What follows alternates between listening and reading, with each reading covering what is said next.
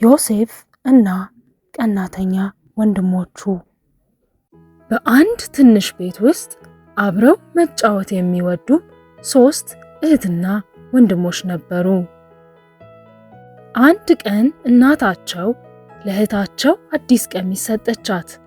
ነገር ግን ወንድሞቿ ለነሱ ስላልተገዛላቸው መቅናት ጀመሩ።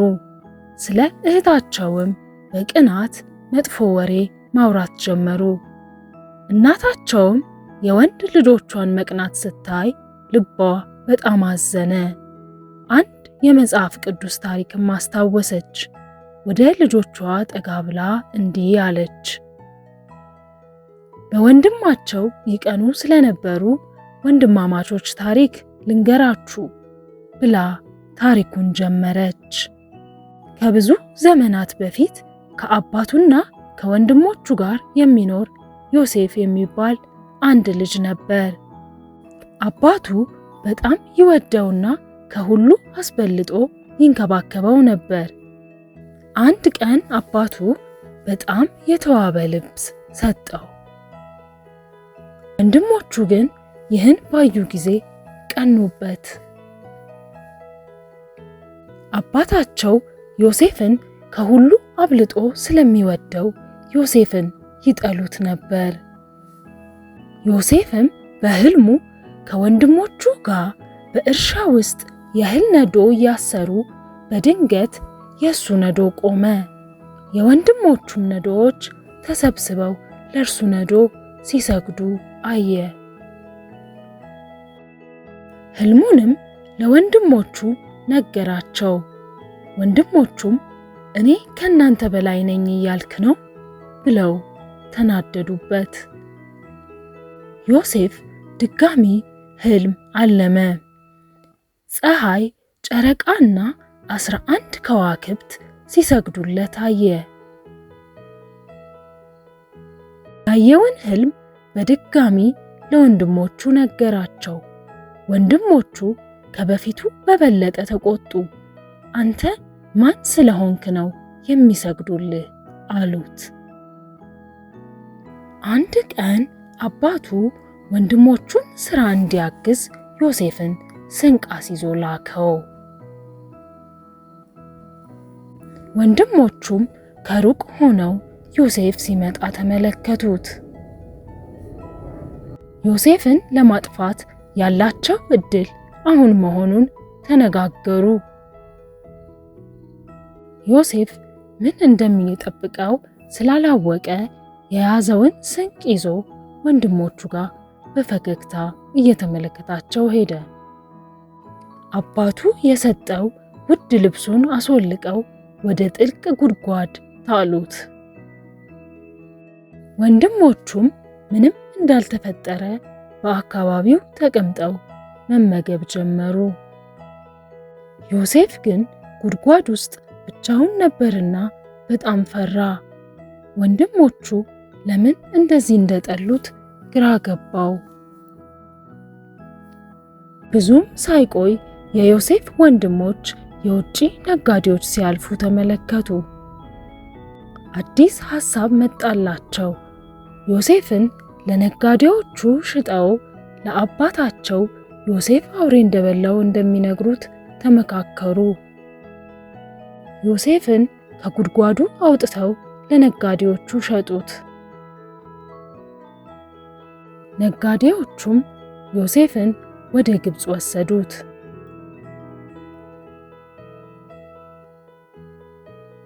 የዮሴፍ ወንድሞችም የዮሴፍን ውድ ልብስ ደም አስነክተው ወደ አባታቸው ወሰዱት። ዮሴፍን አውሬ እንደበላው ልብሱን ብቻ እንዳገኙትም ነገሩት። አባቱ በጣም አዝኖ አምርሮ አለቀሰ። ወንድሞቹ በልባቸው ደስ ቢላቸውም አባታቸው እንዳይታሰባቸው የውሸታቸውን አለቀሱ። ዮሴፍ ግብጽ ወደምትባል አዲስ ሀገር ደረሰ። ታዛዥና ታታሪ ሰራተኛም ሆነ። በአለቆቹ ዘንድ ተወዳጅ እንዲሆን እግዚአብሔር ሞገስን ሰጠው። አለቆቹም ወደዱት። አንድ ቀን ዮሴፍን ባላጠፋው ጥፋት በውሸት ከሰሱት። ውሸት እንደሆነ ሊያስረዳ ቢሞክርም የሚያምነው አጣ። ወደ እስር ቤትም ከተቱት። ዮሴፍም ወደ እግዚአብሔር በመጸለይ በትዕግስት ቆየ። ዓመታትም አለፉ። እስር ቤት ውስጥም ላሉ ሌሎች እስረኞች ሕልም ይፈታ ነበር። የሚነግራቸው የሕልማቸው ትርጓሜ እውነት ስለሆነ ዮሴፍ ከእስር ቤት አልፎ በከተማዋ ታዋቂ ሆነ። አንድ ቀን ሌሊት የግብፁ ንጉሥ ሕልም አየ። ነገር ግን ሕልሙ እጅግ አስፈሪ ስለነበረ ተጨነቀ። የሕልሙንም ትርጉም ማወቅ ፈለገ። በተለያዩ ሕልም ተርጓሚዎች ሕልሙን ሊያስፈታ ቢሞክርም ማንም ሕልሙን ሊፈታ አልቻለም። በዛም እጅግ ተናደደ። የዮሴፍን ዝና የሰማው የንጉሡ ታዛዥ እስር ቤት የሚገኘው ዮሴፍ ጎበዝ ሕልም ፈቺ እንደሆነ ለንጉሡ ነገረው። በንጉሡ ትዕዛዝ መሰረት ዮሴፍን ከእስር ቤት አስወጥተው ፀጉሩን አስተካክለው ወደ ንጉሡ አቀረቡት። ንጉሡም ለዮሴፍ ሕልሙን ነገረው። ዮሴፍም ሀገሪቷ ላይ ከባድ ድርቅ ሊከሰት እንደሆነና እንዲዘጋጅ ለንጉሡ ነገረው። ንጉሡም በዮሴፍ እጅግ ተደሰተ፣ ትልቅ ሹመትንም ሰጠው። ዮሴፍም በንጉሡ ፊት ሞገስ የሰጠውን እግዚአብሔርን አመሰገነ። ዮሴፍም በታታሪነት መስራት ጀመረ። ለሚመጣው ድርቅም እህልን ማከማቸት ጀመረ። ዮሴፍ የተረጎመው ሕልም እውን ሆነና ሀገሪቷ ላይ ከባድ ድርቅ ተከሰተ። ነገር ግን ዮሴፍ ቀድሞ እህል አከማችቷልና ብዙ ሕዝብ ወደ ግብፅ እህልን ለማግኘት መሰደድ ጀመሩ። ዮሴፍም ሳይሰስት ብዙ እህል ወደ ሕዝብ ያቀርብ ነበር። ግብፅ ሀገር ምግብ መኖሩን የሰሙት የዮሴፍ ወንድሞች የምግብ አስተዳዳሪው በልጅነቱ የሸጡት ዮሴፍ መሆኑን ሳያውቁ ከሩቅ ሀገራቸው ወደ ግብፅ ምግብ ፍለጋ ተሰደው መጡ። ወንድሞቹ በዮሴፍ ፊት በቆሙ ጊዜ በምድር ላይ ተደፉ። ወንድማቸው መሆኑን አላወቁትም። ዮሴፍ ግን ወዲያው አወቃቸው። በዚያ ቅጽበት ዮሴፍ በልጅነቱ ያየውን ሕልም አስታወሰ። ወንድሞቹ በፊቱ የሰገዱበትን ሕልም። ዮሴፍ ወንድሞቹን በትኩረት ተመለከተ። እርሱን የጎዱት፣ ጉድጓድ ውስጥ የጣሉት፣ የሸጡትን እነዚህ ወንድሞች ነበሩ። አሁን ግን የደከሙ፣ የተራቡ ይመስላሉ። ዮሴፍ ስለ ማንነቱ ምንም አልተናገረም። ዝም ብሎ ተመለከታቸው። ዮሴፍ ሊፈትናቸውም ወሰነ። ልባቸው እንደተለወጠ ለማየት ስለ ድሮ ማንነታቸው ብዙ ጥያቄዎችን ጠየቃቸው።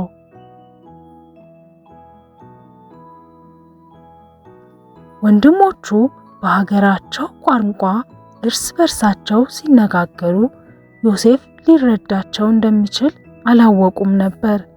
እንዲህም አሉ፣ ይህ እየደረሰብን ያለው በወንድማችን ላይ ባደረግነው ነገር ነው። ድምፃቸው በጸጸት የተሞላ ነበር። ዮሴፍም የሚነጋገሩትን በሰማ ጊዜ ልቡ ተሰበረ። ከነርሱ ዞር ብሎ ማልቀስ ጀመረ። ከሁሉም ነገር በኋላ እንኳን አሁንም ወንድሞቹ ይወድ ነበር። ዮሴፍ እንባ በተሞላ ዓይኖቹ በልጅነቱ የጣሉት ወንድማቸው እንደሆነ እያለቀሰ ነገራቸው። እጅግ በጣም ደነገጡ። የዮሴፍም ወንድሞች ያደረግንበትን ስለሚያስታውስ ይበቀለናል ብለው ፈሩ። እናንተ ክፉ ነገርን አሰባችሁብኝ፣ እግዚአብሔር ግን ዛሬ እንደሆነው ብዙ ሕዝብ እንዲድን ለማድረግ ለመልካም አሰበው አላቸው። አሁንም አትፍሩ፣ እኔ እናንተና ልጆቻችሁን እመግባችኋለሁ። አባታቸው ያዕቆብ ዮሴፍን በድጋሚ ባየው ጊዜ ልቡ በደስታ ተሞላ። ልጁን ለዘላለም ያጣ መስሎት ነበር። አሁን ግን ተገኘ። ዮሴፍ በሙሉ ልቡ ወንድሞቹን ይቅር አለ።